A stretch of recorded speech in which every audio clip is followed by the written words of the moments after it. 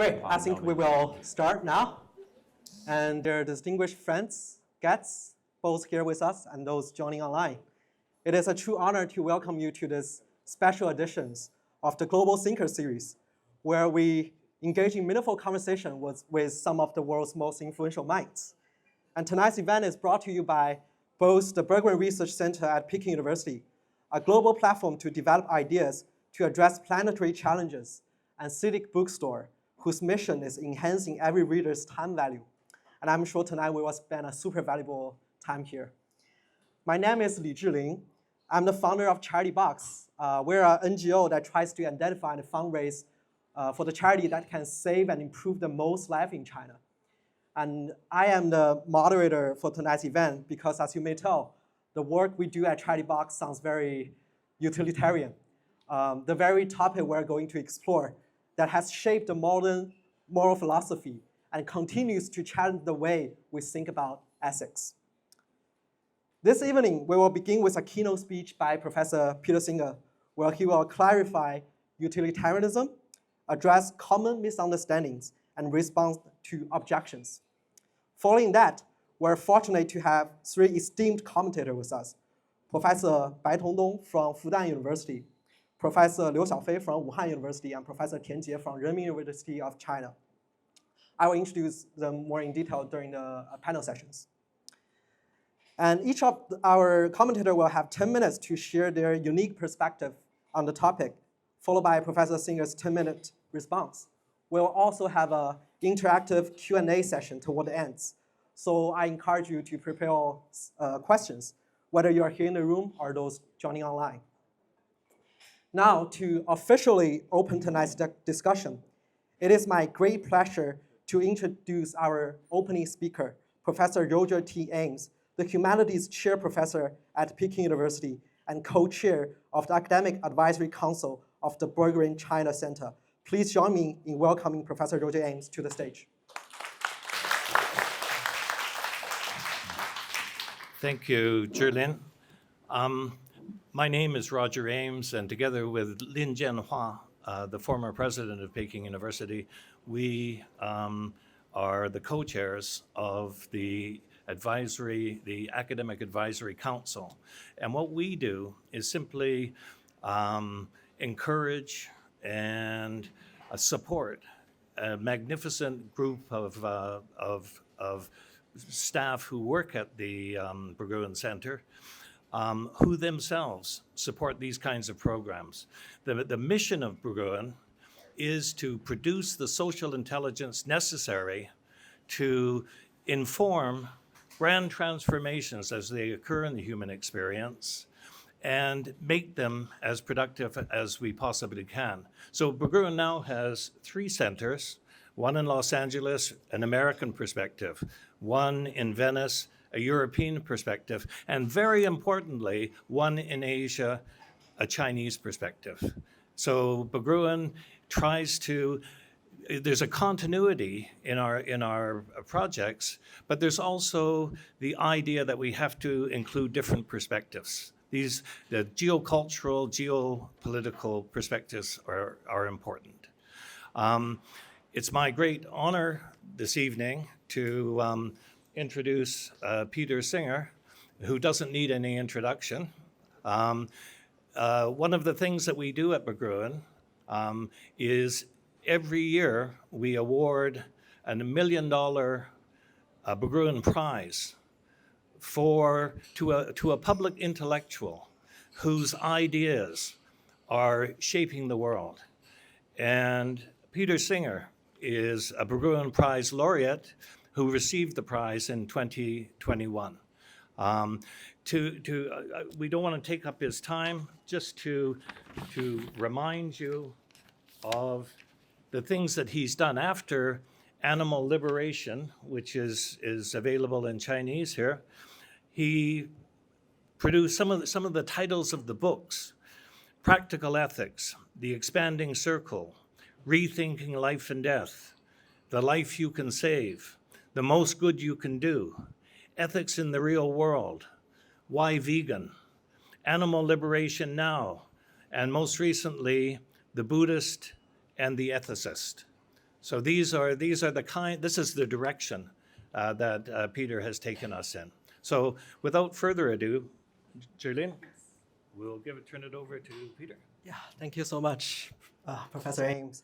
Yeah, as you know that Professor Singer is truly a philosopher whose work has not only reshaped academic thinking, but also inspired real-world change for decades for people around the world. And on a personal note, I'm one of those people. I became veggie after reading Animal Liberation, and I pledged to donate 10% of my lifelong income to good charities following the public call of Professor Singer 5 years ago. In fact, Professor Singer also donated the entire $1 million Berggruen Prize to charities to help people and animals. And there are hundreds of thousands of people like me who have been deeply inspired by him and the utilitarian idea he makes a case for. With that, I would like to extend a warm welcome to Professor Peter Singer to deliver his keynote address. Please join me in giving him a round of applause.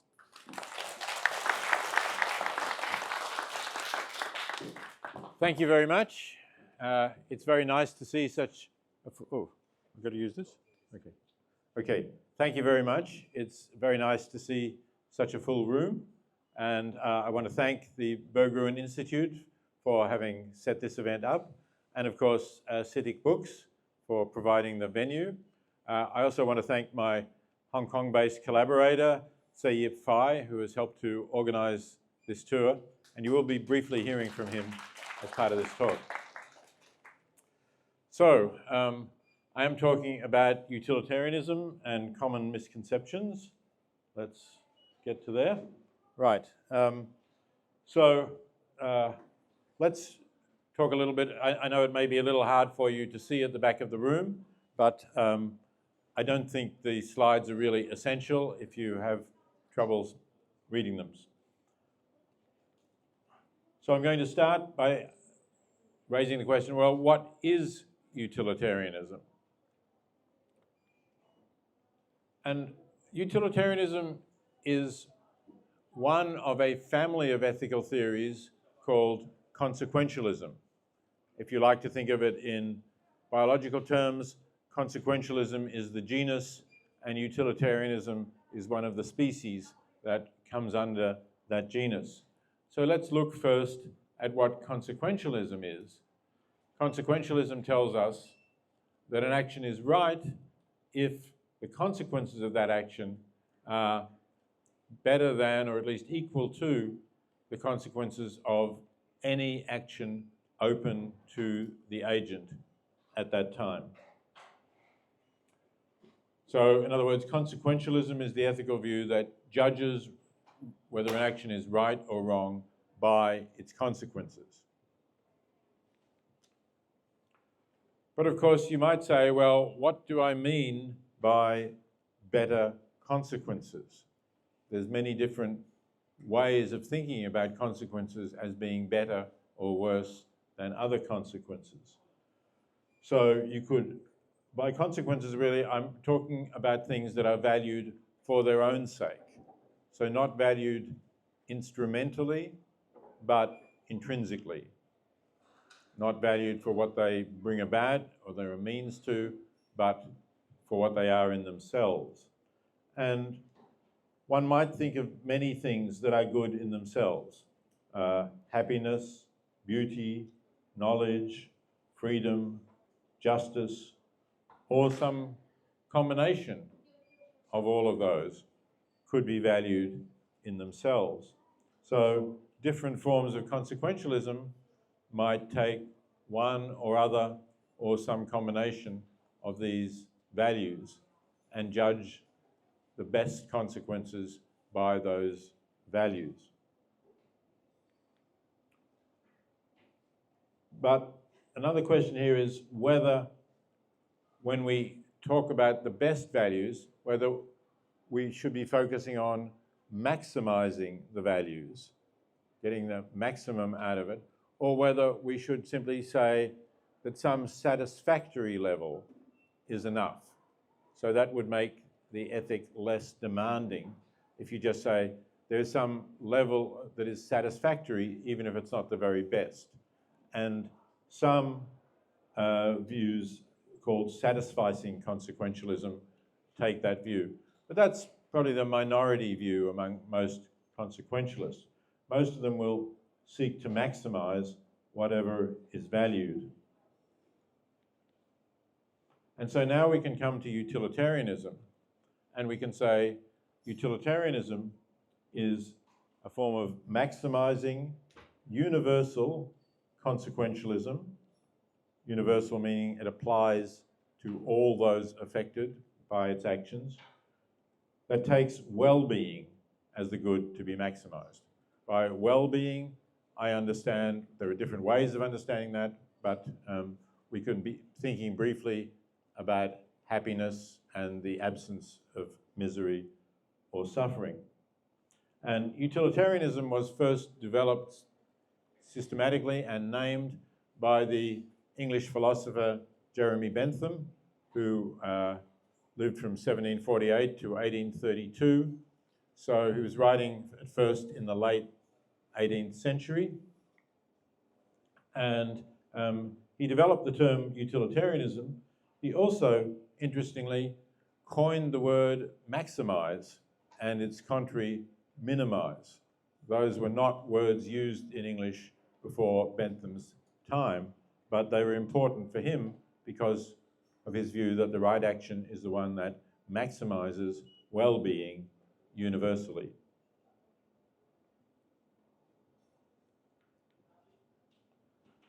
So the view that Bentham took, and he was followed by two really important later 19th century utilitarians, John Stuart Mill and Henry Sidgwick. Mill, of course, is well known, including for his essay on liberty and his essay about the subjection of women, but he also wrote a famous short essay, Utilitarianism. And Henry Sidgwick is not so well known, but I think is actually, as a philosopher, the best of the three, the most careful, the one who was really an academic philosopher, professor at the University of Cambridge for the last 25 years about of the 19th century. So all of these three were what's called hedonistic utilitarians, from the Greek word hedon, for pleasure. So they saw happiness or pleasure as the sole intrinsic value, and pain or suffering as sole negative value. And they seek to maximize the net surplus of happiness over misery. So that's the right action on the classical or hedonistic utilitarian view.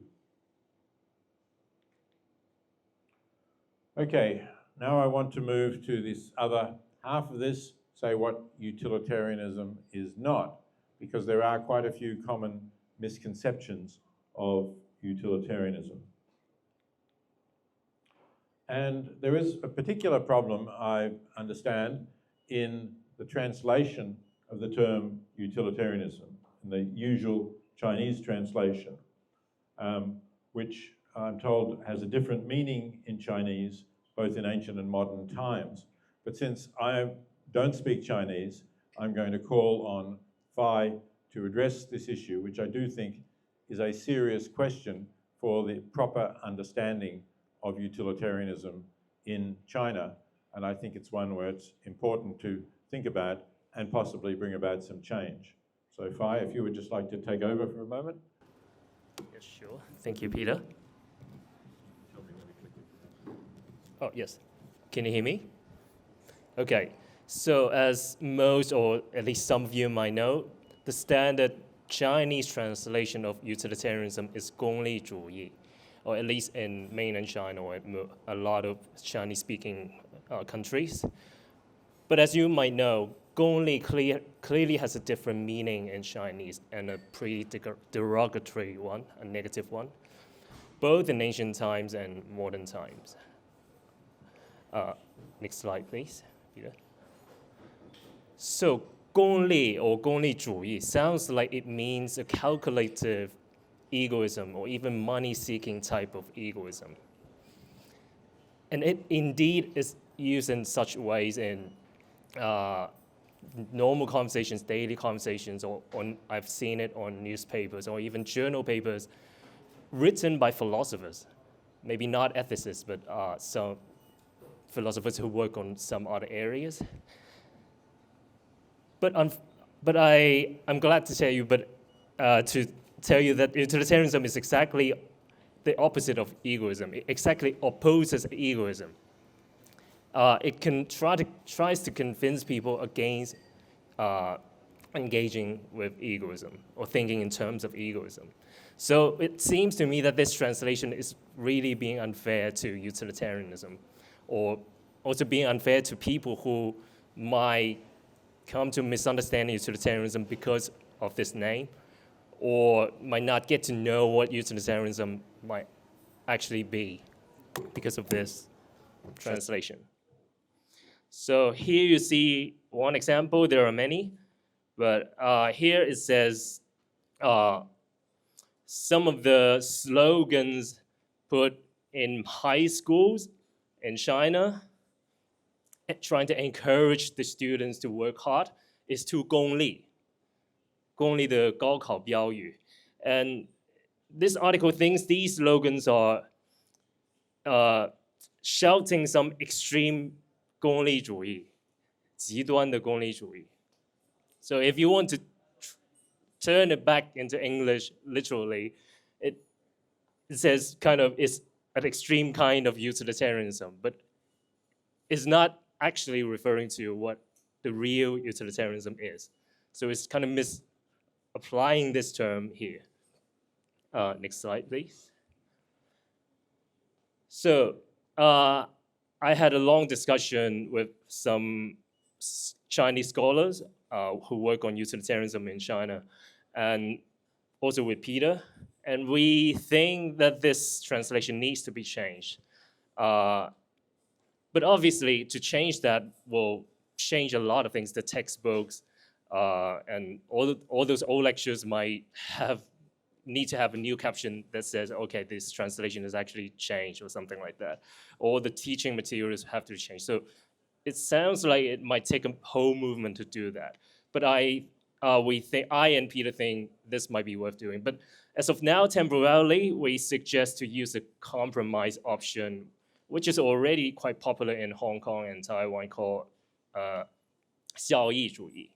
So I suggest, and we will actually use that instead as the translation for utilitarianism. We use 功利主义because of search engine issue. Otherwise, people simply do not know what that word is, or like they wouldn't come up with this lecture when they search 功利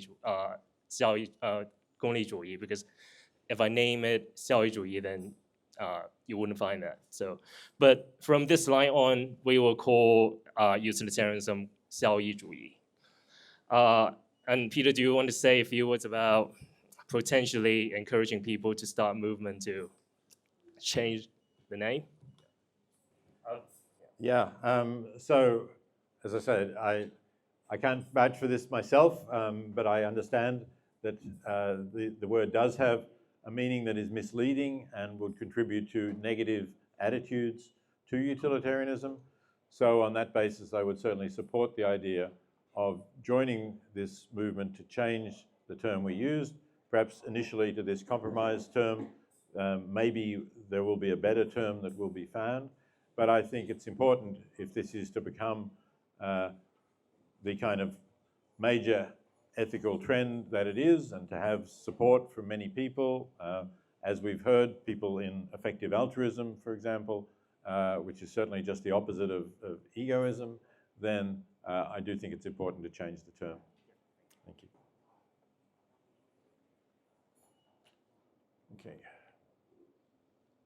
All right. And I also want to say that, perhaps this is already clear in what I've said, that utilitarianism isn't just about maximizing happiness. That's another impression that people get. Jeremy Bentham, for example, used the slogan, "the greatest happiness for the greatest number." But he himself recognized in his own lifetime that this was misleading people, because it gave the idea that if you have 51% of the population who are happier, and 49% who are less happy, that's the right thing to do. But of course, it might be that the 51% are just slightly happier and the 49% are much more miserable, and then it wouldn't be the right thing to do. So you have to take that into account and weigh them up and maximize happiness, but also minimize negative experiences, as I've said previously. Okay, another common misconception about utilitarianism is that it is only about maximizing the happiness of people, human beings, and reducing their misery and suffering. But in fact, right from the beginning, at a time when virtually nobody was even thinking about non-human animals, and when no country had laws to protect non-human animals from cruelty, right from that early start, utilitarians were thinking about the well-being of animals. Jeremy Bentham himself, in a footnote in his work, Introduction to the Principles of Morals and Legislation, published in 1789, added a footnote saying that one day we may recognize that animals have rights, just as the French, because this was, you know, your history, European history, the year of the French Revolution, just as the French have now recognized that the color of a person's skin is not a reason to enslave them, so one day we will recognize that whether a being has fur or a tail is not a reason to torment them. So Bentham recognized from the start that animals can suffer and enjoy their lives, and that utilitarianism includes concern for animals. And then both of the philosophers I mentioned before, John Stuart Mill and Henry Sidgwick, wrote very explicitly that the suffering of animals counts for a utilitarian. Okay, so here's Bentham. This is a part of the footnote that I just mentioned. He asked, after saying that, you know, the French recognize the rights of people irrespective of the color of their skin, and he mentions animals and says, what else is it that should trace the insuperable line? By the insuperable line, he means the line of beings who have a moral status that means that they can't, as against beings who don't count. And Bentham's answer to that question is very clear. He says, is it the faculty of reason or perhaps the faculty of discourse? So is it the ability to reason or the ability to talk?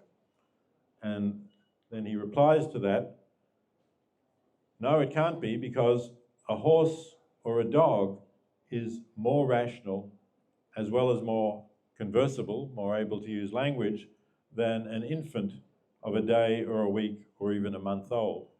So if we accept that it's wrong to inflict pain and suffering on a newborn infant, then Bentham is saying it can't be because they can reason or use language.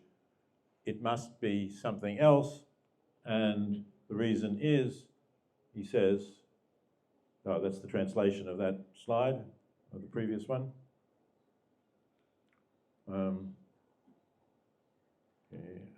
So the reason is, Bentham says, that they can suffer. And this is the result that we then get from that. If we are not to discriminate on the basis of species, if we are not to exclude animals because of the view that ethics only applies to our own species, then the correct principle for a utilitarian is equal consideration of similar interests. By that I mean that if you have two beings who can suffer, and let's say they are both experiencing pain, and then and as far as we can compare, it may be difficult to compare, but as far as we can compare, they're experiencing similar amounts of pain, then it's equally important to relieve the pain of both of them, even if one is a member of our species and another is a member of a different species. Species itself does not count. It's the interests of the being, whose interests they are, and how great those interests are, how severe or how pressing at the time the interests are. Okay, that's a translation of that.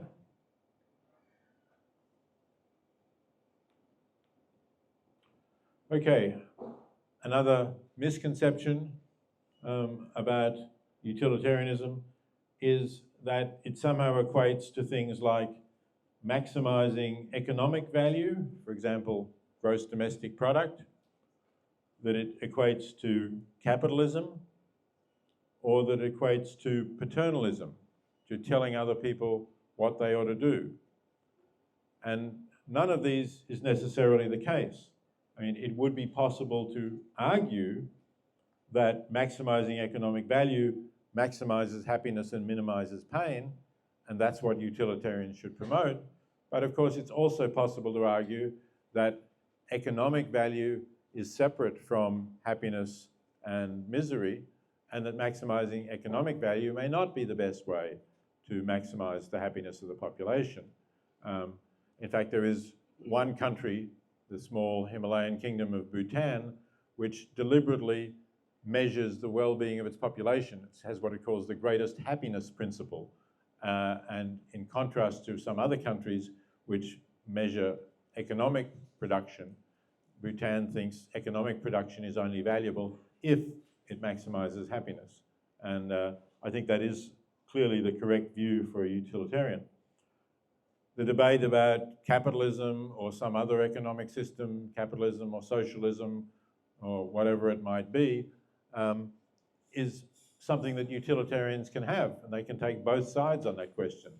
They may think that capitalism maximizes productivity and maximizes happiness, or they may think that capitalism is, leaves the worse off in society so badly off that their misery outweighs the benefit it brings to those who are successful capitalists. Or they may think simply that it distorts our preferences through advertising. It leads people to try to make bigger profits by persuading us to do things that it's not really in our interest to do. So there is nothing inherent in utilitarianism to say that it supports capitalism, or for that matter, that it supports socialism. Those are questions that are open for discussion and evaluation, and where utilitarians can take different views. And as for paternalism, utilitarians, again, are not required to accept paternalism. They may think, and in fact, John Stuart Mill argued strongly for liberty as a utilitarian, that individual liberty is what enables human beings to flourish, that human beings are generally the best judge of their own interests, and we should leave them free except when they harm others. Whereas others may say, no, humans make stupid mistakes, and sometimes some paternalism is justified.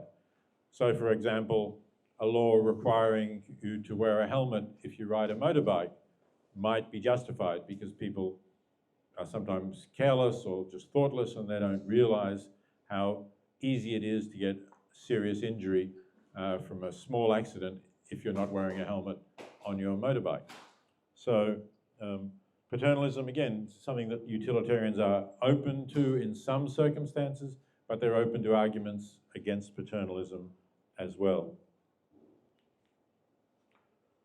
Now I want to look at some of the leading objections to utilitarianism. There's quite a few. I can't cover everything, but we will be having a discussion later, so some others may come up. All right. I said before that utilitarianism is about whether the amount of happiness created by an action outweighs the amount of misery or suffering caused by it. But somebody may say, well, how do we quantify these things?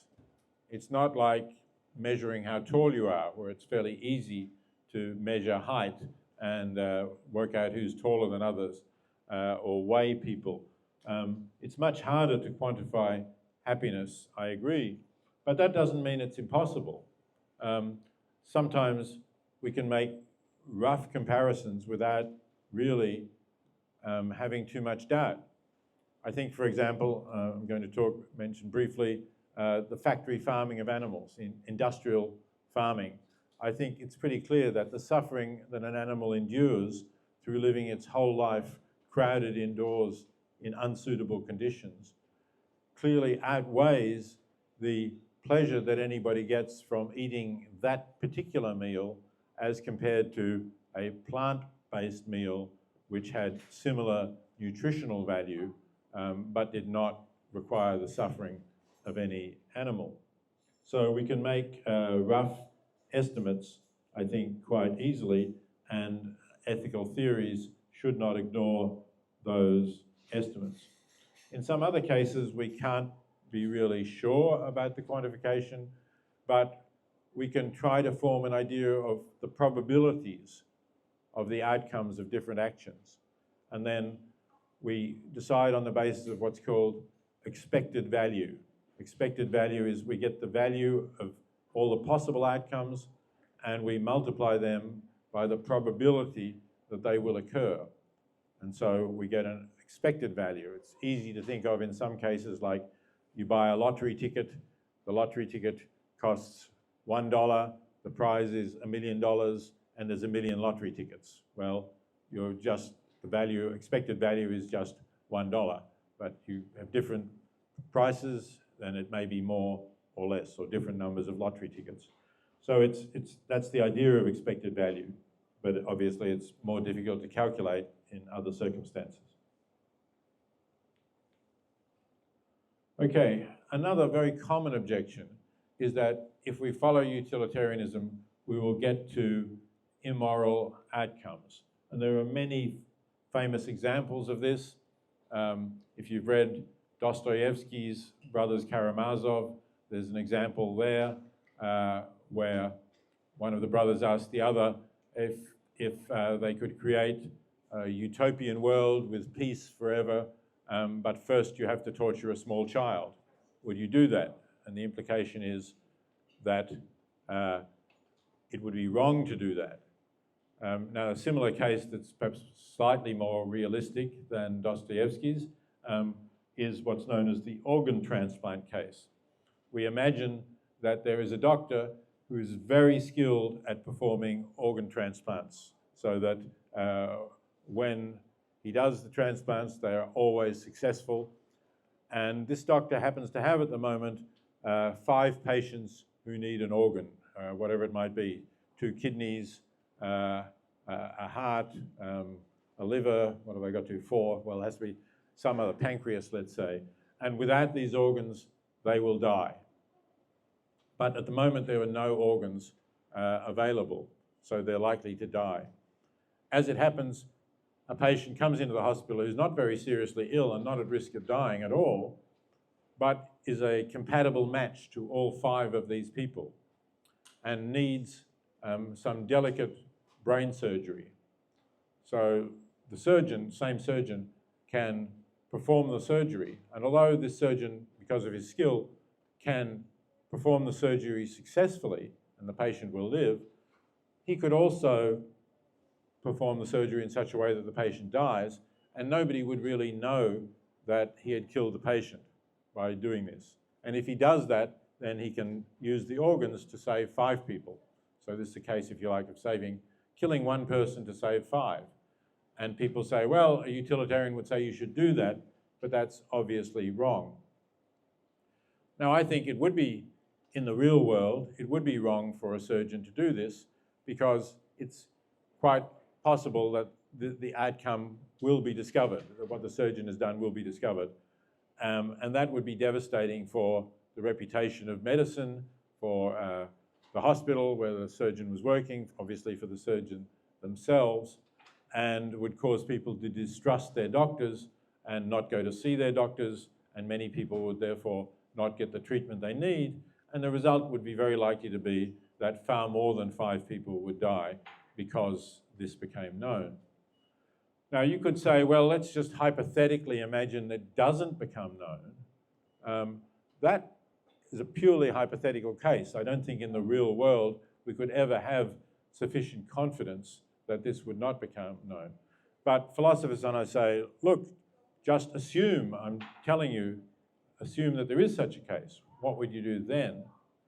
And I think a utilitarian should say then, well, if really the only consequences of this action are guaranteed to be that if you do the operation so the person dies, 5 people live, and if you do it so that the patient lives, 5 people die and 1 person lives, then maybe that is the right thing to do. But as I say, this is not an action for the world as it really is. This is a hypothetical example. And while you might say, intuitively, I think that would be wrong, just as in Dostoevsky's case, you would say it would be wrong to torture a child, even if somehow that produced peace on earth forever. I think we should not trust our intuitions in purely hypothetical cases, because our intuitions have developed in the real world, because that's the world we're living in, and it's good that our intuitions relate to the real world where we make choices. If we were living in a completely different world, we would have developed different moral intuitions. And so I think the fact that a utilitarian would say in some purely hypothetical world that you ought to do something that is contrary to our moral intuitions is not really an objection to utilitarianism. Okay. Another objection people sometimes say is, well, if utilitarians focus only on consequences, what about motives? What about persons' intentions? Somebody might do something for bad motives. They might do something purely in order to enrich themselves. Let's say, for example, that you're a strong swimmer, you're at the ocean, and you see that there is a child who has got into trouble and has been swept out to sea by a current. And you know that this child is the son of a very wealthy person. So you think, if I save this child, I'm sure I will get a big reward. So you jump into the sea, you save the child, and you get the reward. Well, of course, it's good that the child was saved. So a utilitarian will say the action was good. But will a utilitarian praise this person for doing this? Well, the person will, if in fact this person on other occasions is going to let people die because they are not the child of somebody who is very wealthy, then we shouldn't praise that person. This person acted only from their own egoistic interests, and as we already said, as Phi said, utilitarianism is not about egoism, it's about helping everyone. So we ought to praise people who are altruistic and would help anyone they can help, and we ought not to praise people who will only act to help others if that's also going to benefit them. So utilitarians draw a distinction between whether the action was a good one and whether you want to praise or blame the agent, the person doing the action. And utilitarians can therefore take account of motives and intentions when assessing the agent. And I think that's the proper place for thinking about motives and intentions. And if you want to say, yeah, it was a good thing that the child was saved, you can say that, even though you don't praise the agent for having been a wonderful person, for having saved that child. All right. Another objection to utilitarianism that's been quite influential among philosophers over the last, well, it's probably,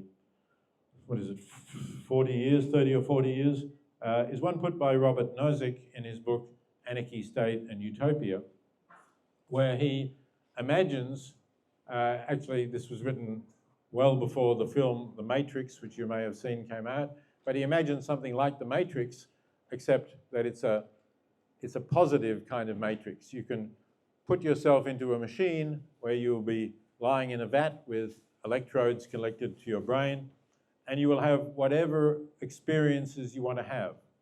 So, you know, if you're a hedonist, you will put in the most pleasurable, enjoyable experiences you can ever have. And you can just have them going on and on and on and on for the rest of your life. And Nozick says, if you're a hedonist, or if you want to have particular experiences, then the rational thing to do would be to get into this machine. So First question is, would you go into that machine? Let's have a show of hands here. How many people, assume that this machine is foolproof, right? It's not going to break down. You're going to go into the machine and have these wonderful experiences for the rest of your life. How many of you would choose to go into the machine? I see a few hands. How many of you would, oh, a few more going up, interesting. How many of you would not go into the machine? Okay, well, there's a majority for not going into the machine, which is what Nozick said he expected. He expected that most people would not go into the machine. And therefore, he concluded that most of us are not simply concerned with the quality of our experiences. We're not hedonists. We're not just concerned about conscious states and how good they are. But, I'm not sure really whether this example is a fair one. It's been suggested by a man called Felix de Brigard that what might be going on here is what's called status quo bias. Status quo bias is something that psychologists have talked about. The late Daniel Kahneman, who died not so long ago, talked about, and that is that we have a bias towards preserving the status quo. And he showed this in a series of ingenious experiments. We value something we have more than something that we don't have, even if they're very similar things. So we are not in the machine, and I just asked you whether you would go into the machine. Brigard suggests we should ask a different question. Suppose I tell you that you actually all are in the machine right now. You're lying in a vat, there are electrodes connected to your brain, and you have the illusion that you're listening to a talk about utilitarianism by Peter Singer. But it's not real, okay? And now that you know that, I'm going to say, you have the opportunity to leave the machine. So it's not only the experience of my talk, of course, that the machine has given you, everything else that has happened in your life, maybe everything that you can remember, was also part of the machine. So everything that you know was an experience in the machine. Let me ask you now, you have the choice of leaving the machine or staying in it. How many of you will leave the machine? A lot fewer, I think, than the ones who are going to not go into it. How many of you would stay in the machine under these circumstances? Okay, well, it may still be a minority, but anyway, there were far fewer who were confident that they would leave the machine. So maybe this bias is part of the impact anyway. Another thing that might affect it is that you just don't believe that this machine will continue to function properly, or you might also think, and this would be a good thing to think, that you're leaving a world in which there is a lot of suffering and a lot of other things to think about, and if you go into the machine, you're simply indulging your own desires, and you're no longer contributing to making the world a better place by, for example, joining effective altruism. That could be another bias, and you would have to try and exclude that, and maybe describe the example so that everyone, every sentient being even, can go into the machine and have good experiences. So it's a complicated example, but I don't think it's a conclusive objection to hedonism or hedonistic utilitarian. I think it's still open to us to say, if hypothetically we really had such machines for everybody, that would be a good outcome. Okay, I think I'm getting close to the end now. Other things that utilitarianism ignores, people say, is it ignores fairness, distributive justice, and rights. But it doesn't actually, utilitarianism doesn't ignore fairness, distributive justice, or rights. It rather says they are not intrinsically morally important, but they are very important instrumentally. In other words, they will say that a fair society is likely to be a society in which there is more happiness and less misery, because people will cooperate better if they think that the arrangements in the society are fair, and they're more likely to work for the general good, public benefit, than for their own good, which they will if they think everything is unfair. Similarly with distributive justice, it's not that it's intrinsically good, that justice, that let's say economic resources be distributed more equally, but we're familiar with the law of diminishing marginal utility, which means that if we give, let's say we have $1,000 to donate, if we give it to somebody who's already earning $20,000 a year, it will have less utility, will do them less good than if we give it to somebody living in extreme poverty, as measured by the World Bank, who's earning only $1,000 a year. So we want to distribute more to the worst off because it will maximize utility rather than because it's an intrinsic good. Okay, this lecture is the first of a series of lectures that I'm giving on utilitarianism, and I will be giving further lectures, as you can see here. I'm speaking about reasoning toward utilitarianism, about philosophical arguments for utilitarianism at Wuhan University on October the 22nd, which will be live streamed. And I have a lecture called Utilitarianism in the Real World, which is more about the applications of utilitarianism that I'm giving at Shanghai Public Library on October the 27th. And for both of those lectures, you can check for information from the organizers if you want to see the live stream of those lectures. Just a little bit of recommended reading before I close.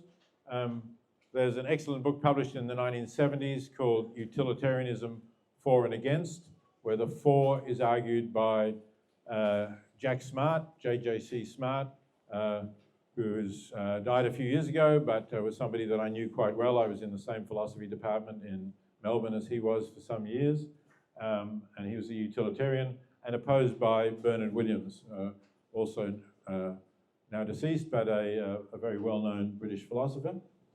I have myself co-authored a very short introduction to utilitarianism in the Oxford University Press very short introduction series, co-authored with Katarzyna de Lazary-Rudek, a Polish philosopher. And I can also recommend online utilitarianism.net, which is an excellent website that discusses utilitarianism and objections to utilitarianism, and a lot of information on that as well. So please do take a look at that. And with that, we're done. Thank you very much. I'm looking forward to hearing from the respondents.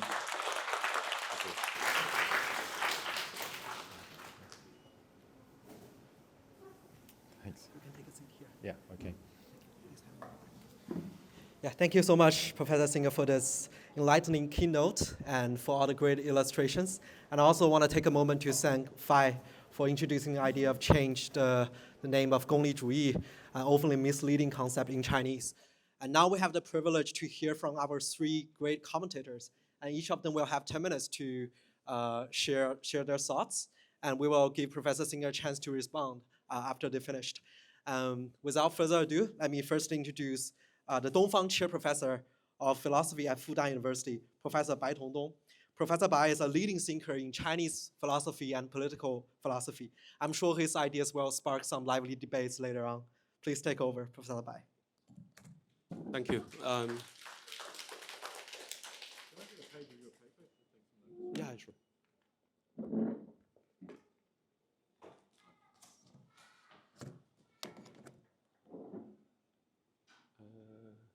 It's the other way. Yeah, okay. So I'm a political philosopher. I'm not an ethicist. So I'm going to offer you my non-expert opinion on Professor Singer's presentation.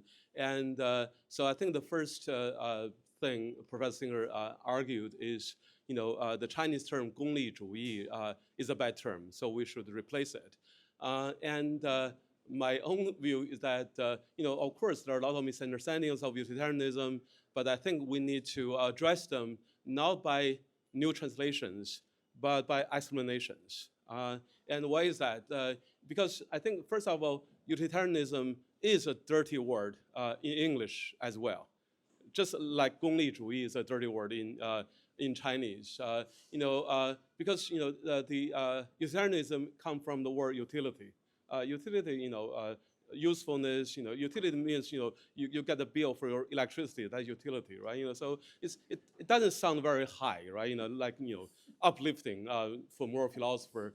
And even in Mill's time, Mill wrote a book, Utilitarianism, and he said that utilitarians are accused. I mean, utilitarianism is accused of being a doctrine worthy only of swine, pigs, right? And so the English term utilitarianism is already misunderstood back then. And so in a way, I think when you translate one dirty term with another dirty term, right? And so some people try in English to get rid of this not very pleasant term with consequentialism. And but does it really help if you just merely change the terms? It turns out there is a survey among philosophers, and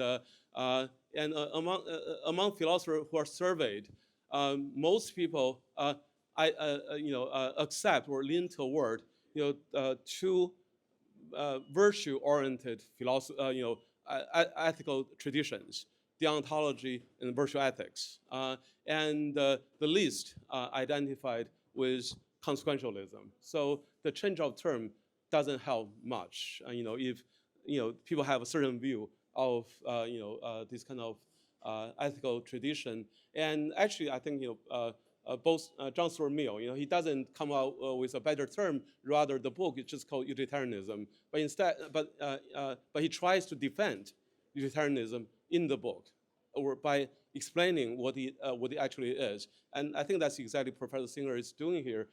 He's using in English, not a very flattering term, utilitarianism, but tries to explain what it is or what it is not.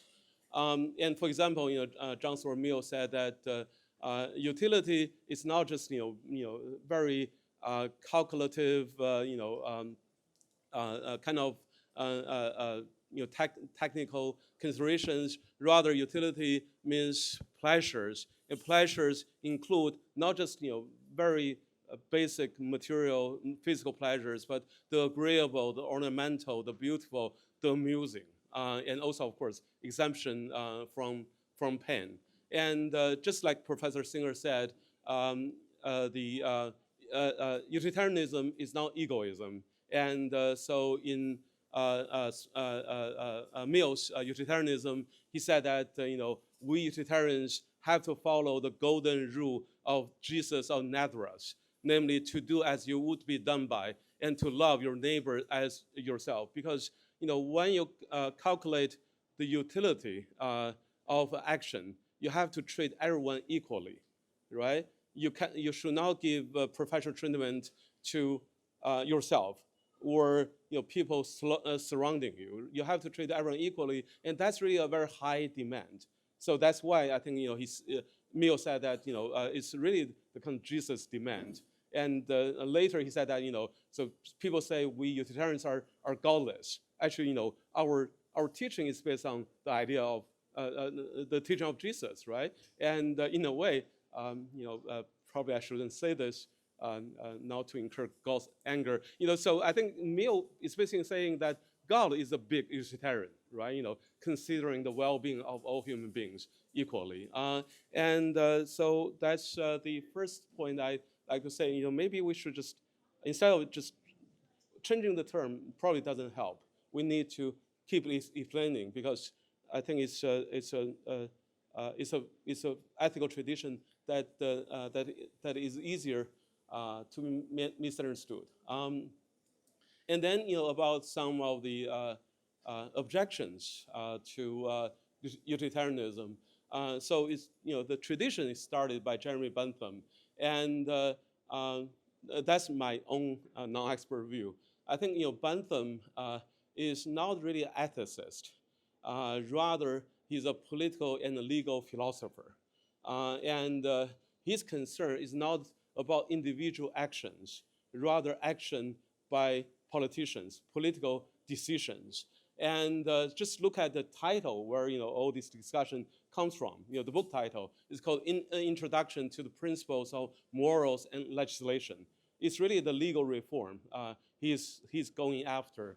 And in this book, when he talks about utilitarianism, It's very interesting. Just look at how he phrased the issue. So the idea that we should judge action right or wrong based on whether it maximizes utility or not, right? And then we can easily imagine that we could have an ethical philosophy that's based on something else, right? Based on my sense of conscience, based on my religious beliefs. And so here he said that is it never then from any other consideration than those of utility that we derive our notions of right or wrong. So that's just what I said. Could there be another basis for ethics for anyone? And Bentham's answer is that I do not know and I do not care. Why does he not care? He said the important question is whether in the point of right, it can properly be justified on any other ground by a person addressing himself to the community. So that's why I said, he's a political philosopher. He tried to find something that a community, a group of people can all share and accept. So when you try to find something different people can accept, among Christians, you can believe in Christianity, Muslims, Islam. But when you have, a Christian, a Muslim, a Chinese together, whether there's something everyone can share. In a way, when you try to find something different people can share, you have to go low enough that no human being can escape from. And I think that's probably another impression of utilitarianism come from. Utilitarianism sounds very low, but it sounds low for a reason, because it has to be the consensus among all human beings. And on the one hand, you can say it sounds low, but on the other hand, it is very egalitarian, right? So you don't say you're a noble man, you have a high taste of something, you look down on common people. You and the noble man, common people have something shared in common. And Bentham is practicing egalitarian, right? He founded the University College London, and his corpse is still in the library, right? And so I think maybe the apparent lowliness of utilitarianism is inseparable from the desire for a strong form of equality and in the community. And also, in Bentham's book, he often used politically charged words such as if you don't find the common ground, if you let everyone do whatever they like to do, then you end up with anarchy, a political term. So he's not talking about just ethical personal choices, but the kind of political situation. Or you can impose your own understanding of what is right or wrong on others. You end up with despotism, again, a political term. And also he says, the partisan of utility, right? And so again, that's what I'm trying to say. So he's really proposing a political philosophy, not a personal ethical choice, ethical philosophy. And so I think politically, a lot of challenges to utilitarianism can be easily addressed. Just like the example, you kill one person to save 5 people, right? That sounds wrong as an individual choice. However, if you're a statesperson, if you're the president of a country, if you're president of a hospital, right? We just went through COVID. In COVID, at the beginning, especially, we have to do triage, right? We have to evaluate. I can only save 5 people, but there are 100 patients. I have to calculate, right? Which lives are worth more than others. I shouldn't say this in front of Roger. So an old person would be counted less than a younger person like me, right? But of course, I'm 54, so I would be probably counted much less than most of you in the audience. But that sounds horrible in a way. But in that kind of situation, what else can you do, right? You can be accounting, a cent, whatever, right? What will be the other criteria for you to do this kind of calculation? Oftentimes we just do that, right? Save 10 people by sacrificing 2, right? And because everyone's life, fundamentally is equally. However, then if you can't calculate utility, there will be differences. So in a way, we can see that although it's, the utilitarianism is based on a strong sense of equality, also there's some other kind of inequality. namely because our expected utility is different, our life worth is different. Again, it sounds bad, but the question is, what else can you do? And then my final question, my final point is more, I guess, critical of this. I think John Stuart Mill is different. He tries to turn utilitarianism not only a political philosophy, he tries to turn it into ethical teaching about personal choices. And I think that's also Professor Singer, to my very limited understanding, is trying to do. I think I really admire Professor Singer for that. He follows what he argues for, I think a lot of his arguments are very convincing to me. I just couldn't follow it, as an individual, because it's very demanding, and because just recall the Jesus principle as I mentioned, right?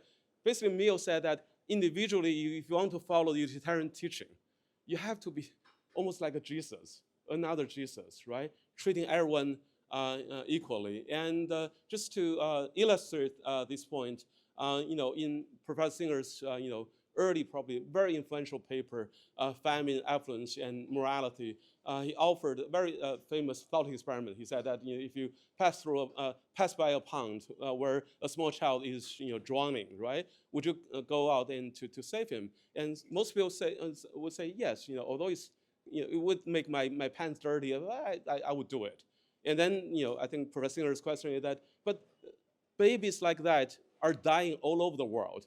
So we should care about them just as much as you so certainly think that you would save that baby in the pond, right? And actually, there's a kind of similar thought experiment, from what I have been doing these years, from Chinese philosophy, the Mencius, Mengzi, right?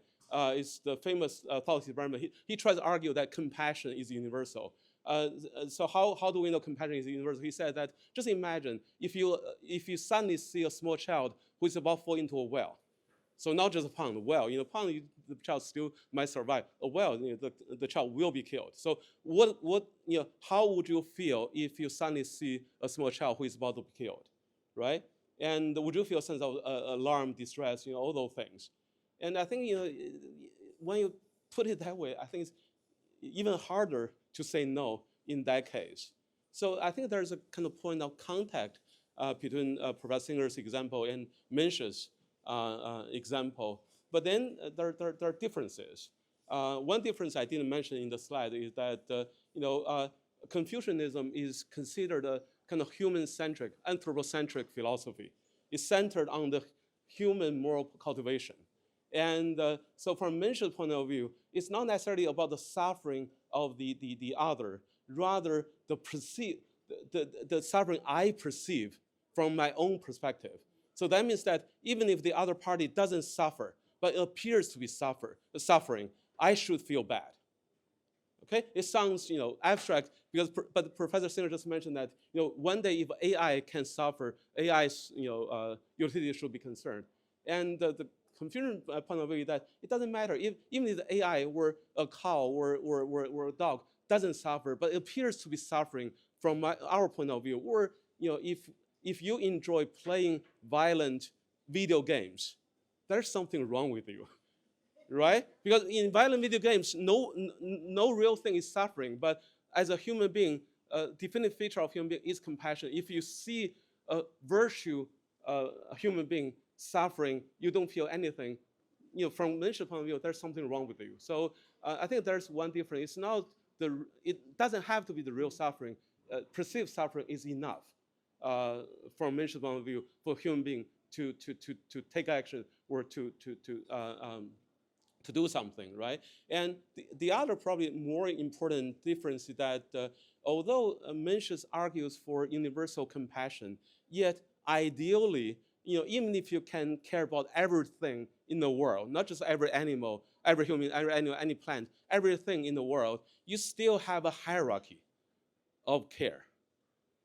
So I guess Mencius, if he were alive today, if he would answer Professor Singer's question, it's natural and justified and even good that we care about the people closer to us more than people farther away from us. So they should not be treated equally. Because treating everyone equally is just too demanding. And also, I think the reason I care people farther away comes from my care I nurture in my family. So that's the root. If the root is not stronger than the branches, the tree could not survive, right? And so that's the sort of the Confucian point of view. So that kind of hierarchy is both descriptive and normative. And so I just there's this story. And I read in the newspaper in Jiangsu province in China, 2 boys are drowning to death, right? And are drowning, and the boy, one boy, his father is present, right? And the father saved the other boy, right? And then his own son died. Okay, and when I read this story, instead of being moved by the nobility of the father, I was thinking, what's wrong with his father? I mean, in that kind of situation, of course you should try to save your own son first. And my own speculation is maybe the other boy is his real son, right? But anyway, so that's my my cynicism aside, I think that's the Confucian point, right? When you have to have limited resources, you have to make a choice. The closer ones get the first care. Although at the same time, if you have enough, you should try to help others because that's what compassion requires. So in a way, I think Professor Singer in his other works tries to, especially in animal ethics, try to argue against speciesism, right? And so speciesism is related to racism, all those things. Of course, those things are bad, but maybe there's a reasonable case that can be made about certain kind of speciesism, or the care about your own people a little bit more than other people's, or human beings more than animals, animals more than plants, and plants more than things. Okay, so I'll just stop here. Thank you. Thank you so much, Professor Bai, for those thought-provoking counter-arguments and for the interesting distinction you made about Bentham as a legal and political philosopher, but not ethics.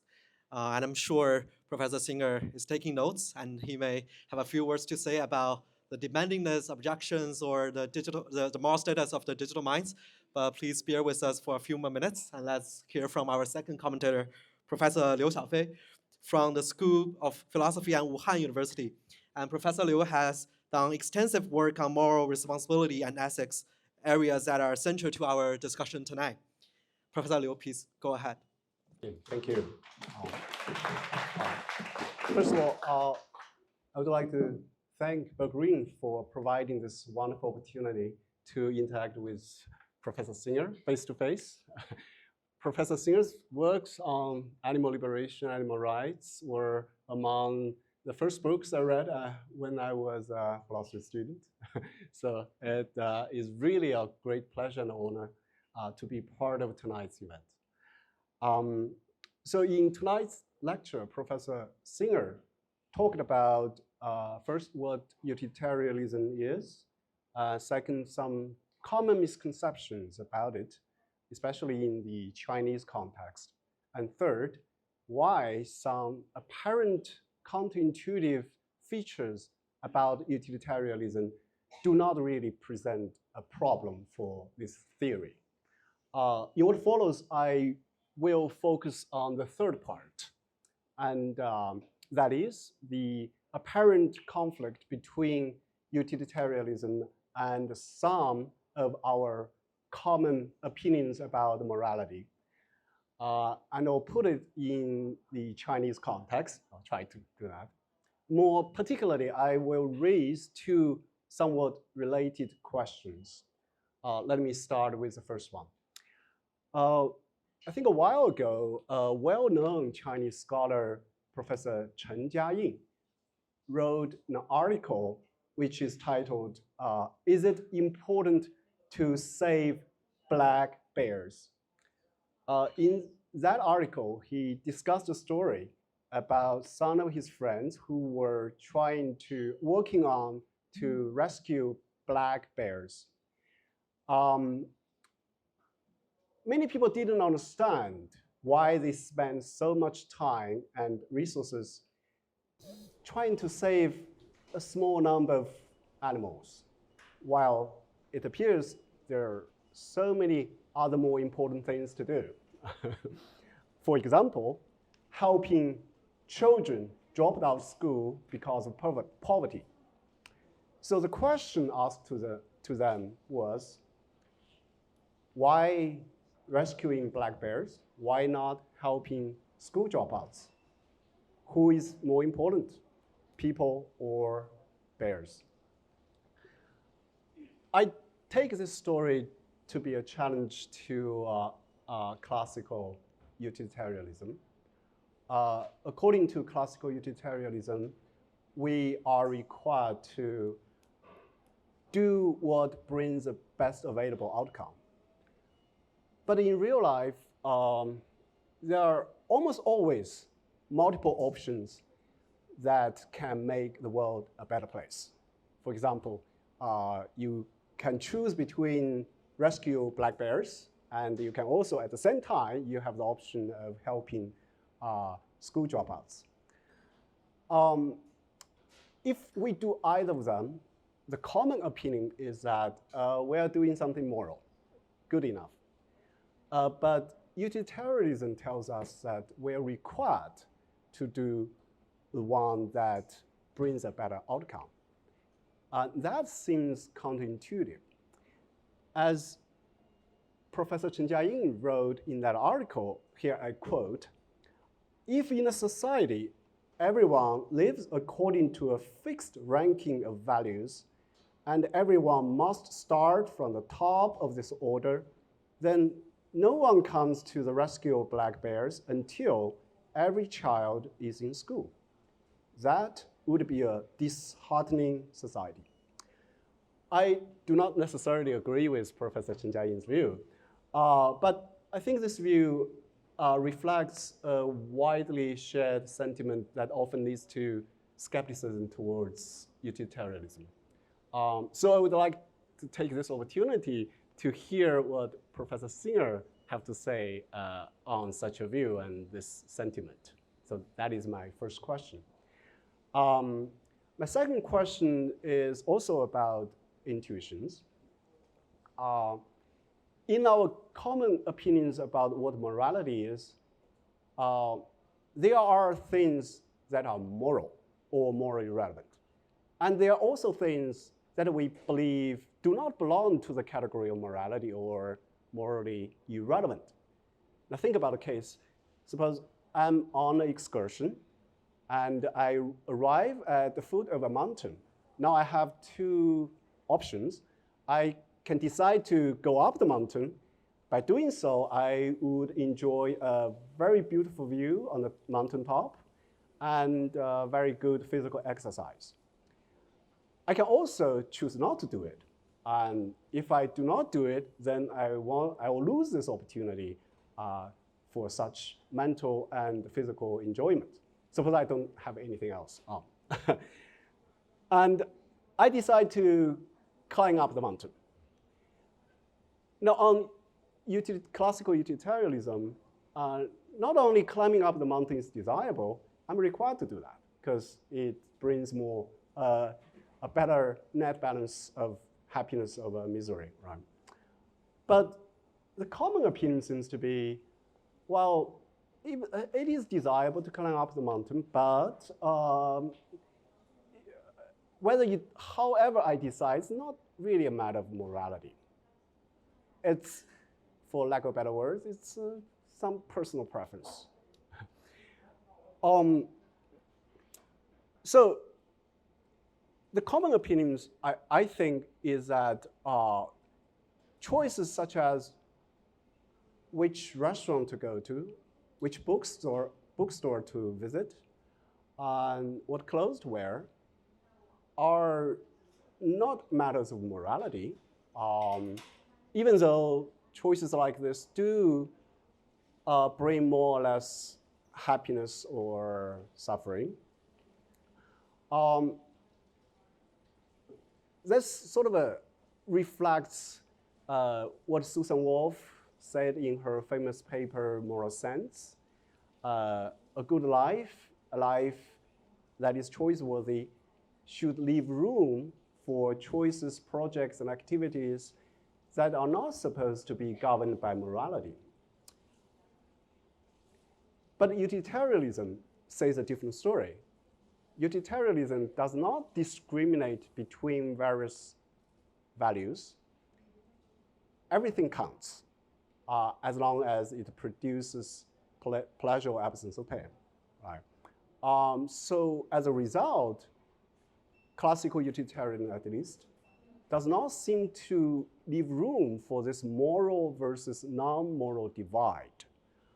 Everything is moral. Every choice is moral, insofar as it affects the amount of pleasure and net balance of pleasure and pain. So there seems to be a very huge conflict here.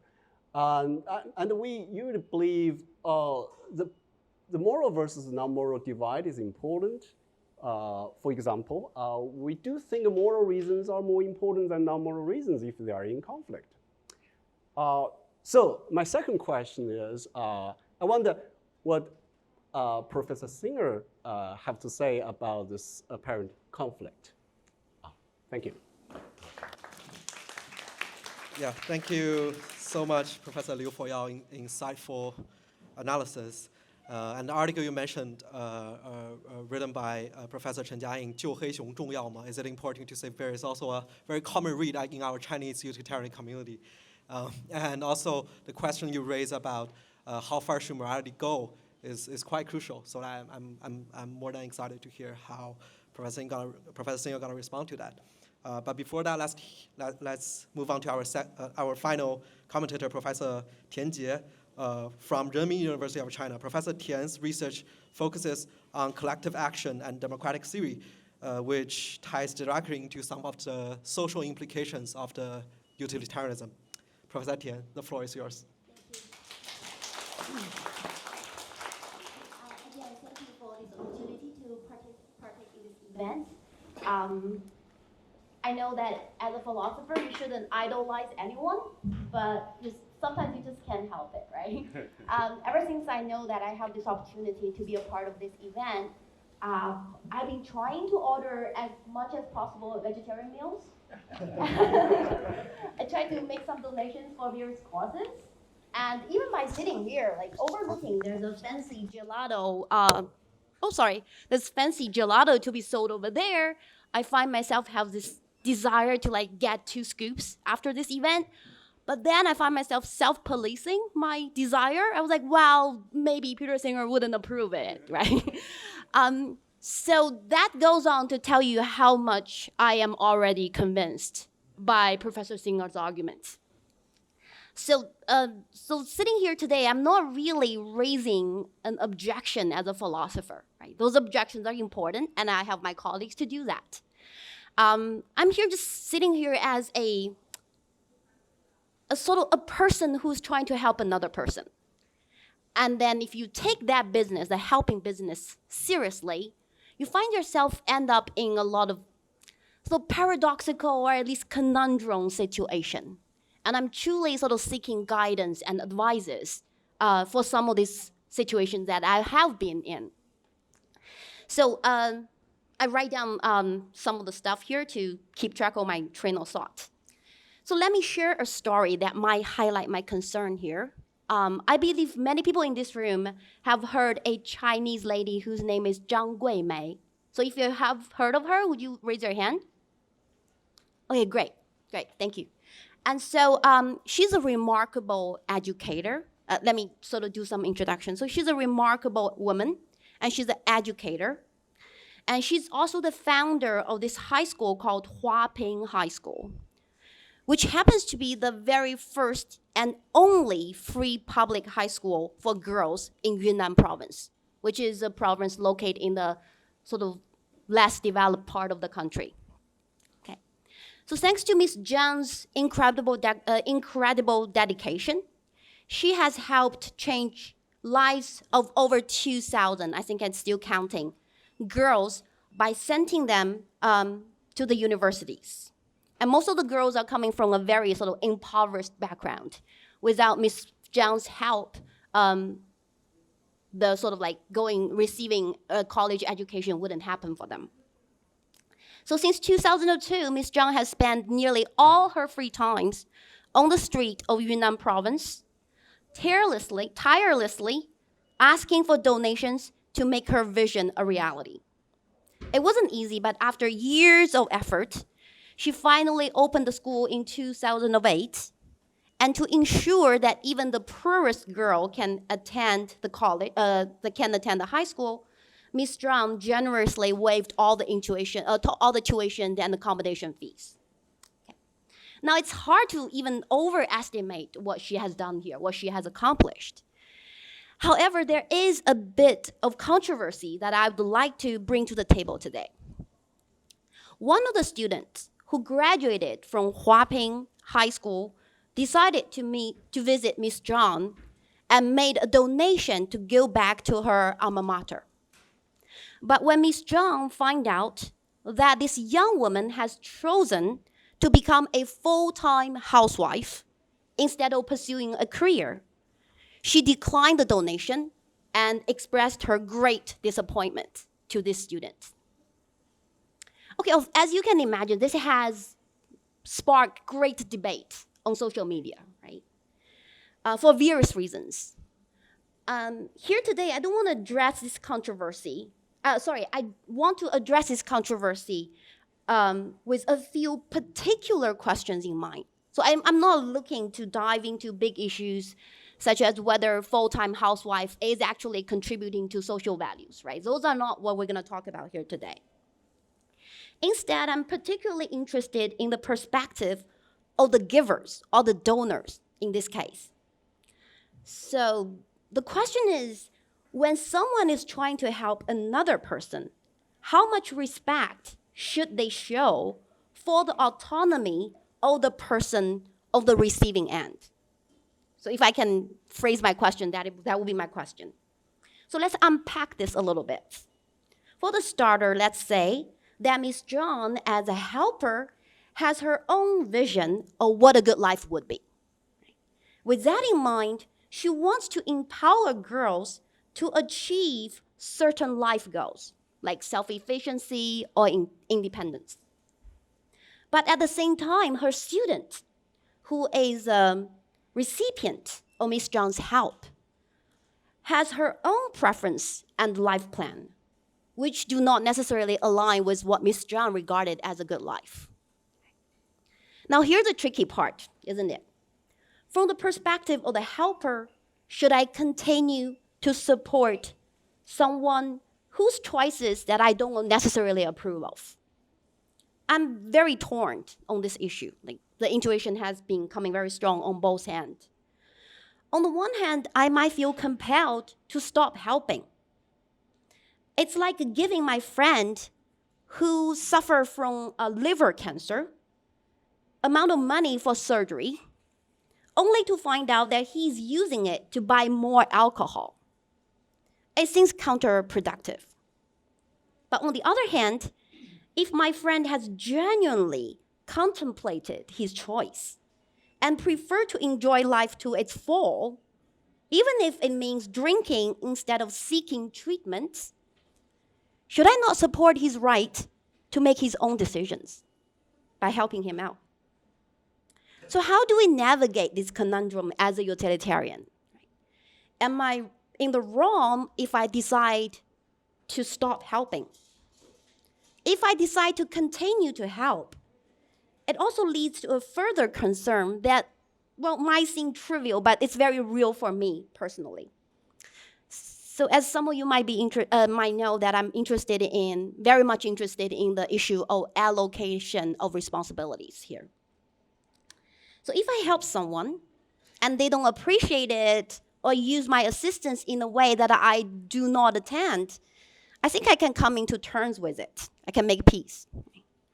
But what really troubles me here is a possibility that my help can cause more harm than good. Now take my friend's case, for instance. If I hand him a significant amount of money, thinking that he will use it for surgery, but he spends it on alcohol instead, am I not in some way enabling his poor choices? If I am blameless before me trying to help, now I feel like I might be partially responsible for his declining health. I apologize if I sound a little bit paranoid here and overthinking the situation. I genuinely think I need some sort of clarification on this issue, right? If there's anyone out there share these feelings, I think we can all use some sort of guidance and help as to how to reconciliate these sort of like troubling feelings, however irrational they might be. So that would be my part of the contribution here. Thank you. Thank you so much, Professor, for the engaging and thoughtful commentaries. And as someone from the effective altruism background, I would like to give a very interesting example that may directly respond to some of the points raised by Professor Tian. In a global effective altruism community, there's a very famous charity they pour money into. It's called Give Directly. That's a charity just give free money to the poor people in sub-Saharan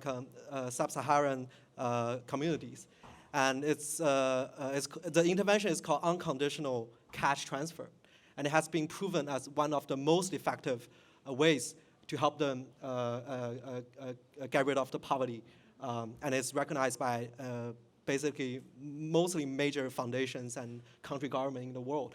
I think that effective intervention, first, it shows respects to the poor people because there's no strings attached. They can just decide how they want to use that money. And second is people always worry about they're going to spend it on some recreational consumptions like drugs or alcohol, but actually most of them use it very effectively to put it on children's education, to put it on running a small business. So that's a very interesting example of where those contemporary utilitarians give to.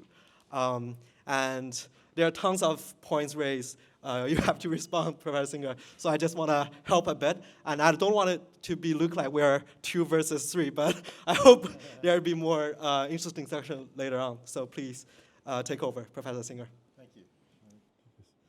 I want to thank all 3 of the respondents for very interesting comments. I'll start with Professor Tong Dong Bai. I think that, you said utilitarianism is a dirty word in English. I actually don't think it is. I agree that it has this other meaning of, the electric utility and so on. But I think people do understand it quite well, and they certainly do not confuse it with egoism or with materialistic self-seeking. You quoted the idea, which the quote is from Thomas Carlyle, who said, utilitarianism is a philosophy for swine. But he was referring to the idea that we should seek pleasure. He wasn't really referring to the word. He just thought, well, pigs seek pleasure, and on this view, if pigs get pleasure wallowing in the mud, that's as good as humans getting pleasure. But humans are much more noble than pigs, and so they have other pleasures. And Mill, in fact, tried to accommodate that by making this distinction between higher and lower pleasures, which I think was a mistake. I think he said he was a hedonistic utilitarian focusing on pleasure, but once you introduce a distinction between higher and lower pleasures, you're really introducing a separate criterion as to something being higher in some way. So I think in English, I think utilitarianism is okay. It seems that it's not okay in Chinese. Mill was also, I think, always trying to get support from most people in society.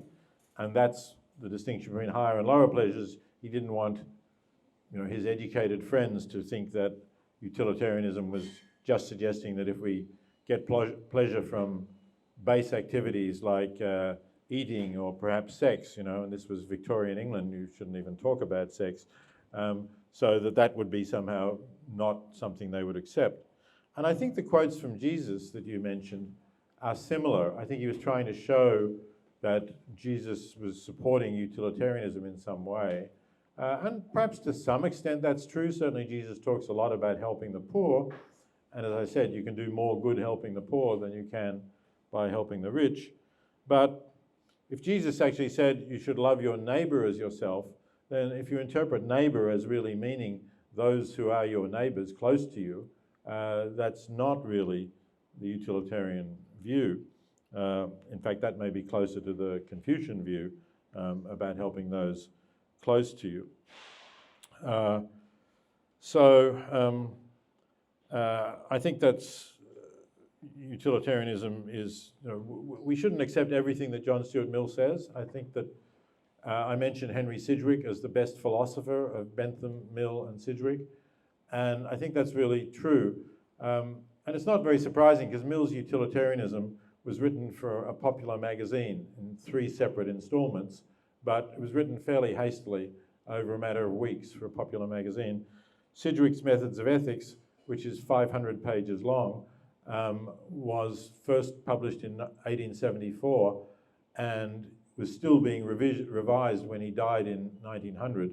And what we read is the 7th edition. So it's a much more careful philosophical work. And I think if you want to get a good understanding of utilitarianism in its classical form, Sidgwick's Methods of Ethics is the place to go.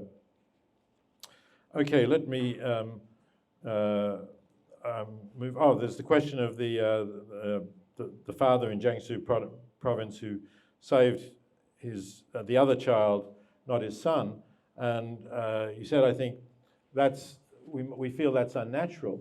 I think it maybe is unnatural because after all, we are evolved mammals who have evolved by reproducing and looking after our children who are not going to survive because they have a long adolescence or childhood unless we care for them.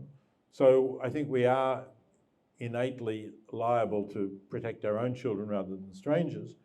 But I also don't think that we should move from what is natural to what is good, or the idea that something is contrary to our nature as being bad. There are many other things in our nature that I think we might reject. Perhaps war is in human nature. Certainly humans seem to have engaged in war throughout history in various forms, and they're still doing so, unfortunately, in the 21st century. But I don't think we want to defend that. So I think we need to reassess nature, and perhaps there's some things which we can't really completely get rid of, but we might still try to modify their effects in ways that might be unnatural but might be better.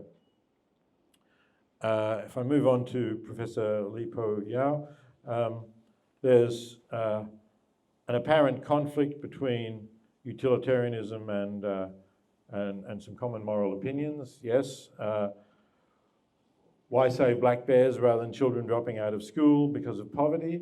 Well, it's an open question whether we should. It would depend on the harm done to the children dropping out of school because of poverty and how many we can save from dropping out of school or get them to go back to school, and how many black bears we can save. I think one of the interesting questions, and it is a possible criticism for some people of utilitarianism, is that utilitarians don't regard biodiversity, that is, let's say the black bears are an endangered species, it doesn't regard their preservation as intrinsically good. Again, it may be instrumentally good. I mean, it's good for the individual bears, but to save, let's say, 1,000 bears from an endangered species, which keeps the species going, is, as far as the consciousness of the bears are concerned, probably no better than saving 1,000 bears from a common species that's not endangered. We have to think, how many bears are we benefiting, at what cost? So I think those are open questions. Even if we're not speciesist, we don't assume that the children take priority over the bears, or for that matter, vice versa. The other case that you referred to was the case of the moral and non-moral divide, and why we don't think that the fact that you will enjoy climbing the mountain more, get the view, better exercise, means that you're morally required to do so. I think there is something strange about saying you're morally required to do so, just as there's something strange about would be saying to you, Professor Peyin, you're morally required to have that double gelati because you'll enjoy it so much. And let's assume it is a vegan gelati, so there's no dilemma for you about using products from factory farmed animals. But it's odd to say you're required to have that gelati, because that seems to say that even if suddenly you change your mind and you don't feel at all like a gelati, you should. Whereas obviously, on a utilitarian view, it's good that you have the gelati if it will give you pleasure and it does no harm to anyone. And it's good that you will climb the mountain in the same circumstances. But we tend to use the language of obligation, of saying you ought to do this, for cases where it's not in your interest, it's not just your interest that's at stake, but the interest of others. And particularly, of course, for cases where your interest might conflict with the interests of others. So where I would say, you ought not to support, even if there is some factory farmed animal product that you would enjoy eating, I might say you ought not to eat it because you ought not to contribute to supporting factory farming by buying its products. That's more appropriate usage. But strictly speaking, there is some sense in which, as I say, if you will get more pleasure from doing A rather than B, and you won't do any harm and there's no other consequences, then there is something wrong with you choosing to do B rather than A. It's a mistake of some sort that you are making. So in a way, Professor Li Po-yu is right. For utilitarianism, for utilitarian, everything is a moral issue, even if we may not want to really use that language in every case.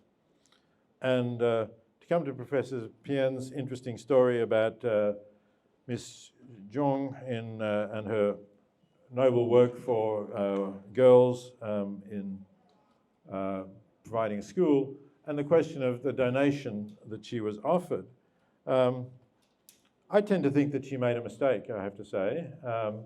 I think she made a mistake in two ways. One is she no doubt hurt the feelings of the former student who was offering her a donation. And what good did she do by hurting the feelings of that student? I mean, if somehow this was going to set an example to other girls in the school that they should not become housewives, and if we assume they would have better and more fulfilling lives by not becoming housewives, then okay, maybe you could justify it in that way. But if it was just a private conversation which is not well known, then it doesn't do any good. And after all, the donation would have done some good. Presumably the donation would have helped, I don't know how big the donation was, but it might have helped several girls to get an education and may have enabled them to have rich and fulfilling careers and contribute to society in ways that they wouldn't have been able to do if they hadn't had an education. So I don't think we should be overly scrupulous about the donations we accept. Sometimes, of course, corporations give donations to try to give themselves a good image. I was once asked to speak at a conference which was being funded by Shell Oil Corporation. And this was at a time when it was well aware that oil was causing climate change. And it was a requirement that the Shell Oil logo be displayed prominently in the room for the conference. So I didn't want to do that because I didn't want to promote oil companies at a time when they were doing a lot of harm. But again, this is a utilitarian hypothetical example, if you like. Suppose the corporation had said, look, you can have the money, we don't want any publicity, and we will never say to anyone that we funded this conference. Now that's different, I think. I think maybe, again, assuming you're doing some good, of course. This is not all academic conferences do good, but some of them might.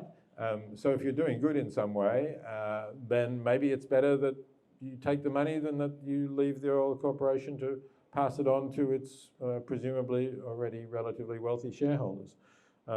So I don't think, I think there are some cases where we would not accept every donation, but I think mostly if we can do more good with the money than would happen otherwise, we should do it. The question of buying alcohol, of donating to your friend when you intend the friend use it for life-saving surgery, but instead the friend uses it for alcohol. Well, your intention was good if you did that the first time. If your friend uses it for alcohol and then asks for more, and you say, well, what are you going to do with it this time? And he says, I want to buy more alcohol.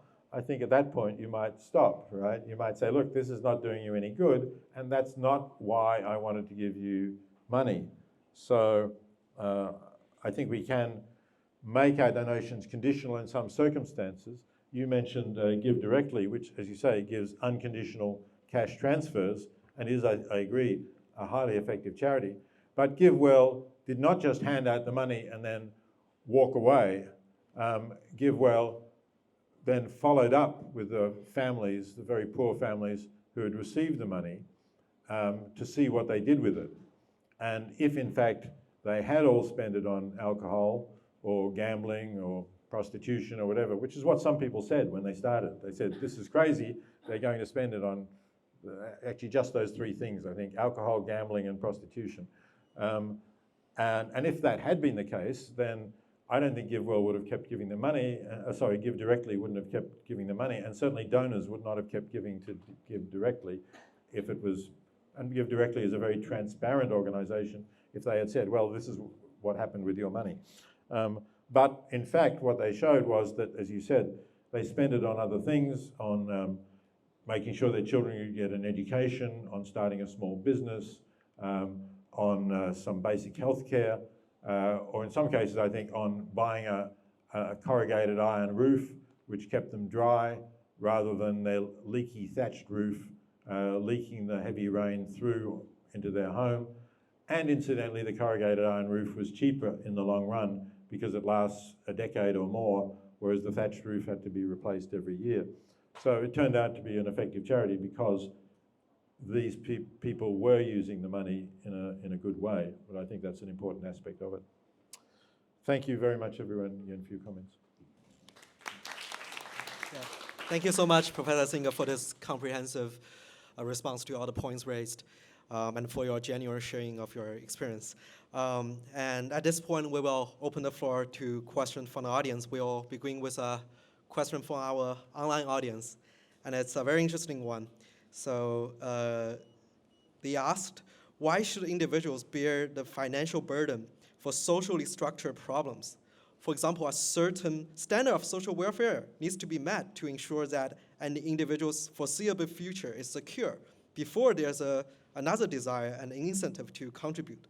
How would you respond to this tension? I think that's also an example of maybe we're already paying the tax. We're already paying a fair amount of money to the public issues, but maybe there's another structure and injustice in the system. Why should I bother? Maybe Professor Singer can respond to that first. Sure. Shall I use that one or this one? I think better, yeah. So firstly, I don't think we can assume that all poverty in the world is a result of social structures. Certainly some of it is about poor social structures, poor governance. Some of it may be due to unfortunate geographical conditions, poor climate, poor soils. It's been shown that landlocked countries surrounded by poor neighboring countries tend to be poorer than countries that have access to the sea, because of course it's harder for them to export anything to other countries. So there's a whole variety of factors. But if the suggestion is that we should be trying to change social structures rather than give handouts like Give Directly's or other ways of helping people, individuals in extreme poverty, then what we have to consider as utilitarians and also as effective altruists is what are the chances that we can change those social structures? This is the concept of expected value that I briefly mentioned. So somebody may say, well, rather than help an individual number of people, whatever you can afford, it might be tens, it might be hundreds, it might be thousands, to have better lives, you should work to change the economic system or change the poor system of governance that means that the whole country has a lot of poverty and maybe help millions of people get out of poverty. And yes, if you can do that, if you have a reasonable chance of achieving that, perhaps that is what you should do.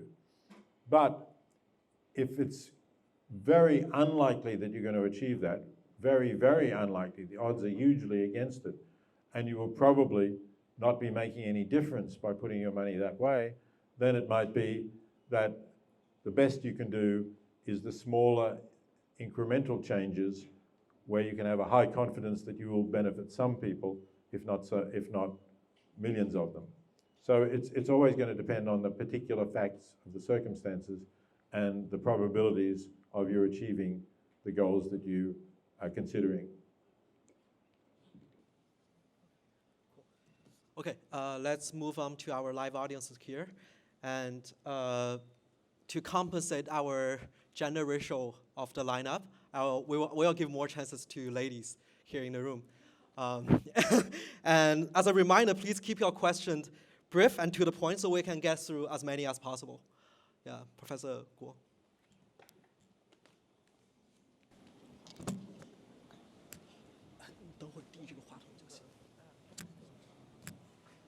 I just want to make a brief response to Professor Baitong Dong on the translation of utilitarianism into Chinese. And definitely I will on the side of Fei, of Xie Hui. And also I think I just gave two supports of my choice. First is about translation. So even our translation have to base on our understanding of the meaning of utilitarianism according to the philosophers and also according to the meaning in English. But we needed to remind ourselves, in translation, most of the time we overlook the difficulty of untranslatability, especially between the languages with very remote orientations. So in that sense, almost all translations are interpretations.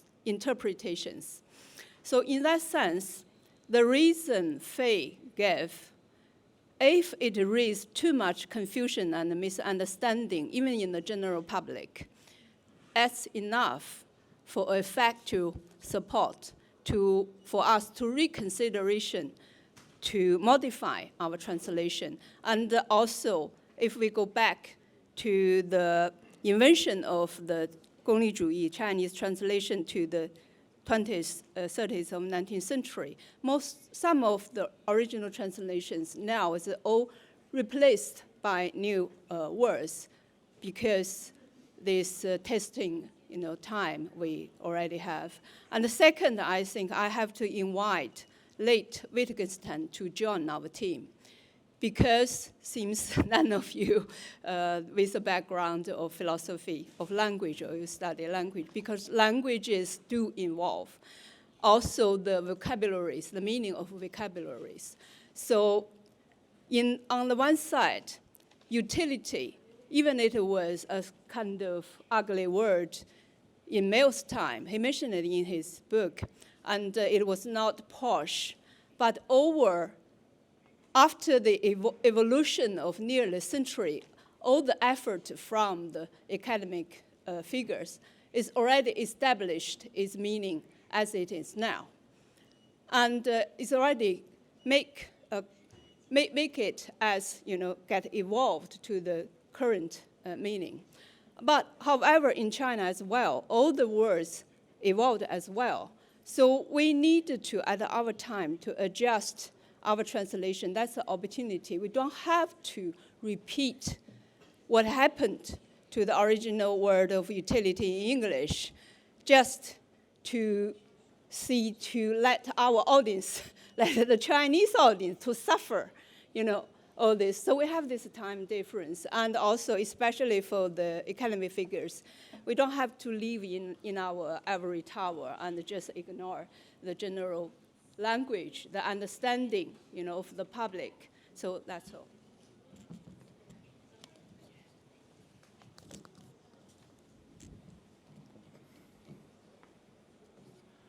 Right. So first of all, I think gōnglì. In traditional Chinese philosophy, there's so-called a branch of Song Confucianism. 浙东学派, right? They argue for 事功, right? So the consequences, the results from a kind of political point of view. So I think there's a root of 功利. Usually we don't put together, but the idea of 功, I think has something to do with utility. So in a way, I think it's a good translation. And also, if you use Wittgenstein, words themselves do not necessarily carry meanings. Meanings are expressed in language games. So I'm not saying that people do not have misunderstanding of utilitarianism or 功利主义 in Chinese. I think the best way to do it is to explain it. In philosophy, just change the terms doesn't help. So that's my own perception. Thank you. Okay. Thank you, Professor Bai and Professor Guo. I would like to give a chance to our audience in the back who are standing there. Is anyone wanna? Okay, I think the gentleman in the front wearing a yellow T-shirt. I want to ask a question to Peter Finger. Thank you very much, Professor. I want to ask a question about your slide about if you can kill one people, save 5 people. I think the critical question is if you do this, you use the people who will be killed. You use hate. You can't use the people as an instrument, as a tool. So I think this is the principle. If you just kill someone, but you don't want to use him. For example, people lie in the middle of the road. Anyone can't move it, but we need to drive our car to save many people. So we only have a choice to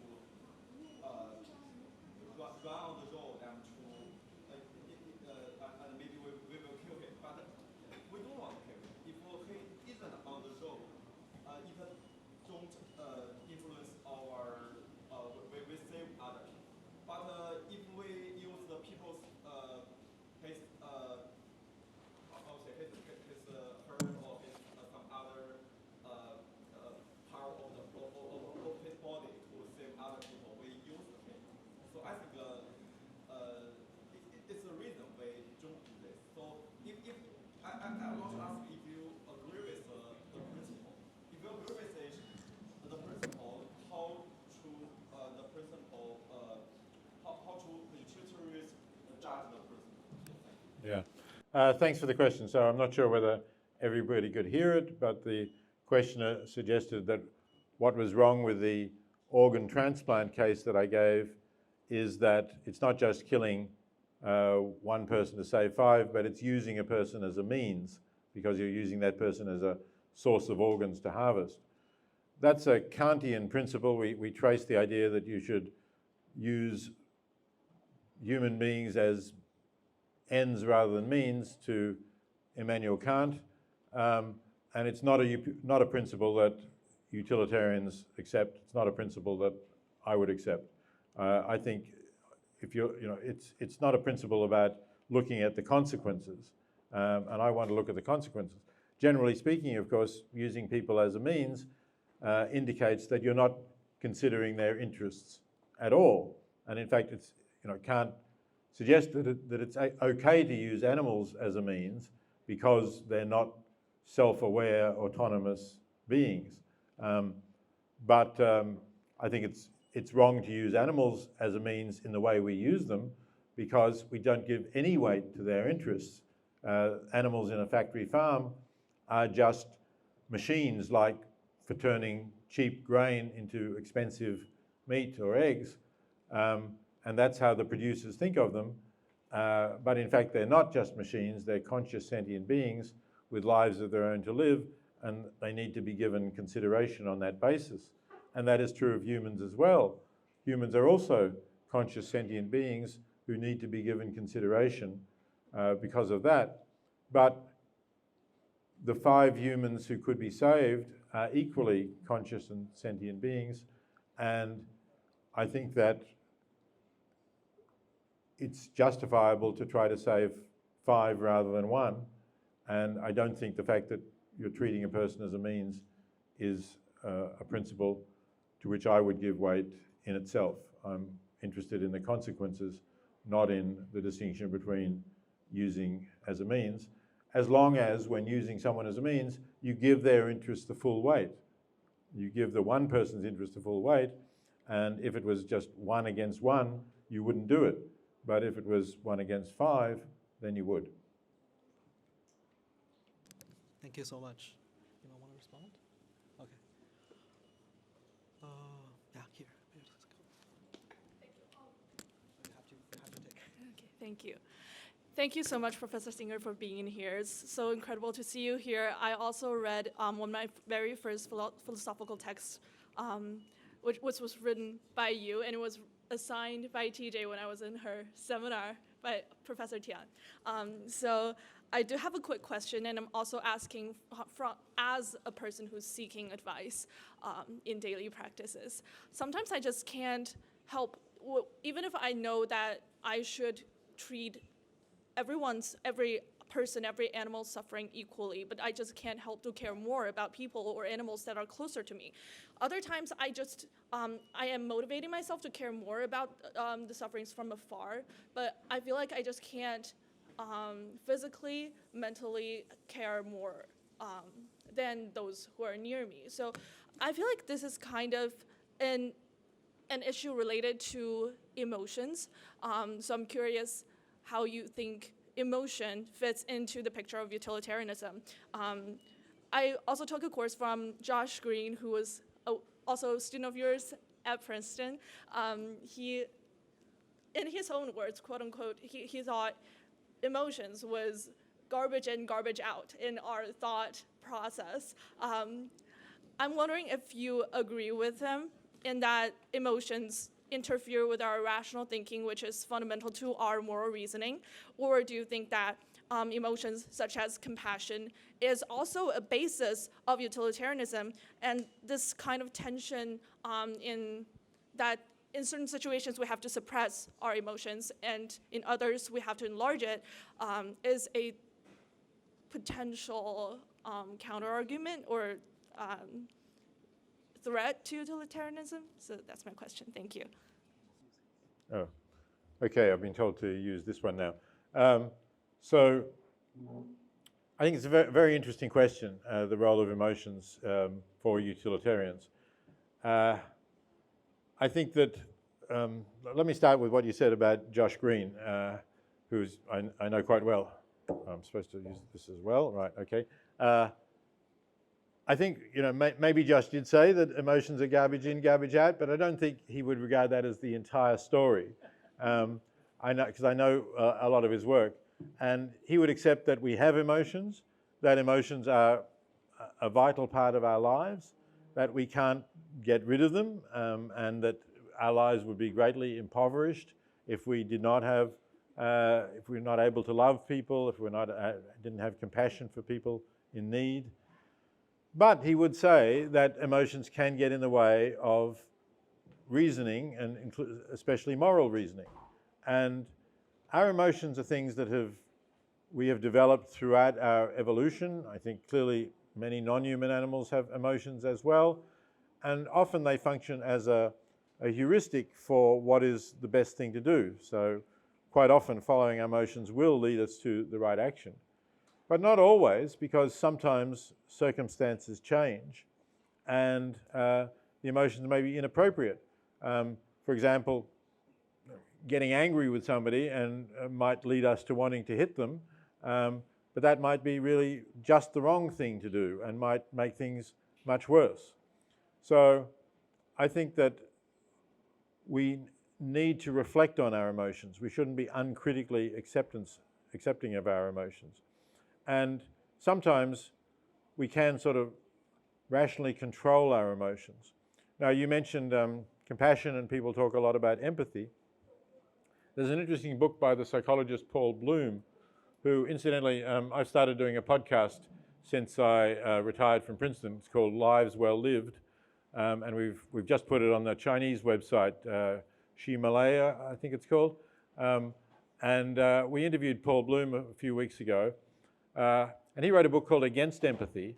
And the reason he's against empathy is he thinks we have empathy for people who we're close to, and that may lead us to do the wrong thing by giving too much weight to them. And that's true even if they're not particularly people we love. He had an experiment where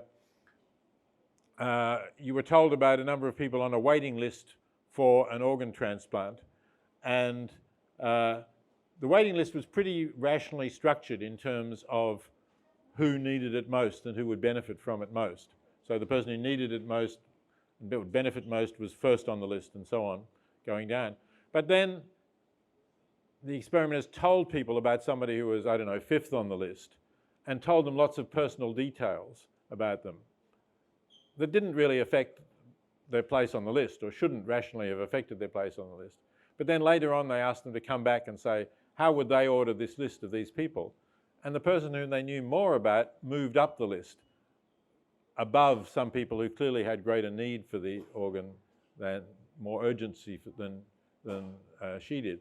So emotions can mislead us. And I think we need to therefore think about compassion, emotions like that, under some form of rational control, and really check ourselves and say, yes, it's good to feel compassion for people, but should I feel so much compassion for someone close to me that even though they don't really need my assistance, I give them a lot of assistance, and then I don't really have the resources to help somebody who I don't have such strong feelings for because they're a stranger to me or further away from me. So that's the short answer to what's really a long and complicated question. Thank you. Thank you. I would like to know if Professor Tian also like to respond to this question for a bit, as the story of Zhang Guimei is also a very emotional read for a lot of Chinese audience. And I like to see some of the vibe of your seminar course. You can bring it to the panel as well. Well, I actually haven't systematically dealt with the issue of emotion. I know it's a great importance, and I'm also aware of Joshua Green's work. Maybe I'd like to share a personal story. So I started to donate to this organization. I really forgot its name. It's Canadian-based. And each year they'll send me a picture of the kids that I sort of like helped directly by donate a certain amount of money for her well-being. And then we start writing. I don't think my letters actually reached her, but like each year I'll receive a very sort of formal print out letter from the organization. And then after that, they start sending more and more photos and more sort of like heartbreaking stories. To some extent, it really worked in a sort of like reverse way. So sort of like you can be like overfed with compassion and empathy. At some point, you're just like, well, I'm just gonna stop doing this. So as Professor Singer says, I mean, like emotion is an essential factor. You sort of have to factor into how to invite people to engage certain events carefully. It could be a sort of double-edged weapon, right? There can be overload of it, and there can be like insufficient amount of it. Just some thoughts. Yeah, as we're running short on time, we will take one final question from the audience.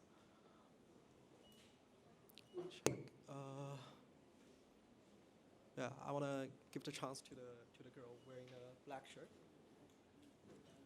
Yeah.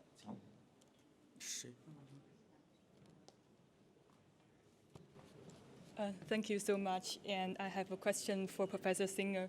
And my question is about the expected value theory.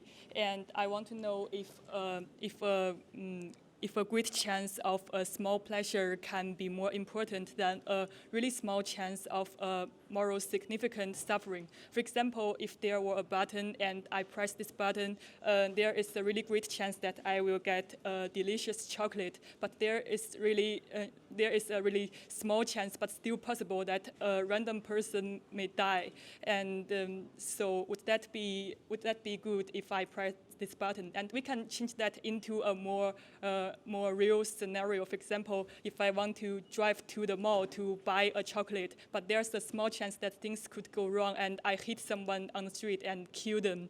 And so I want to know that if this great chance of pleasure of me getting a delicious chocolate more important than a really small but still possible chance of a person die. Thank you.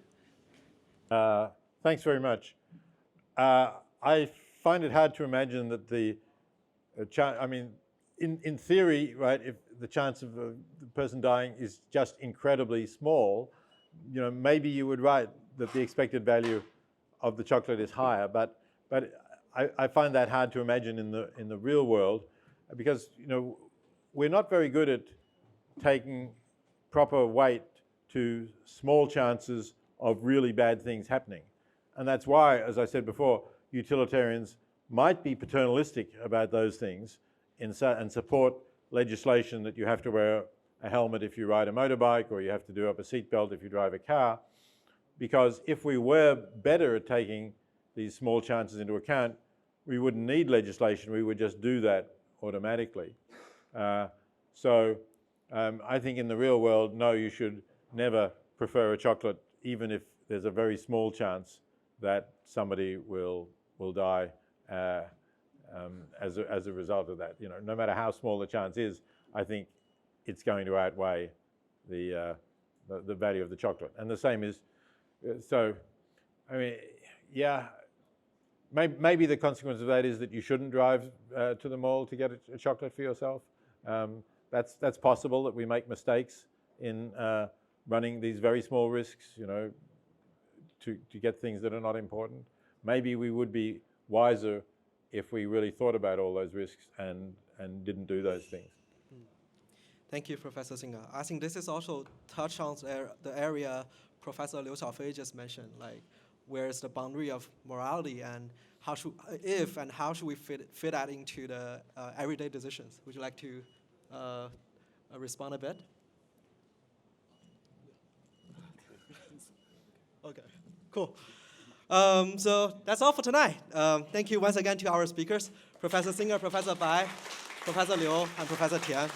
And also to our audience here in the room and those joining online.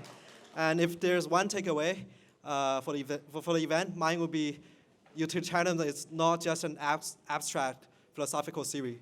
It is also a practical pursuit of how should we live and how to live a good life and an ethical life.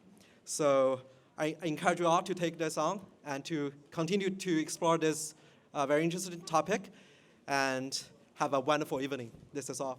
That's it. Thank you very much. Thank you.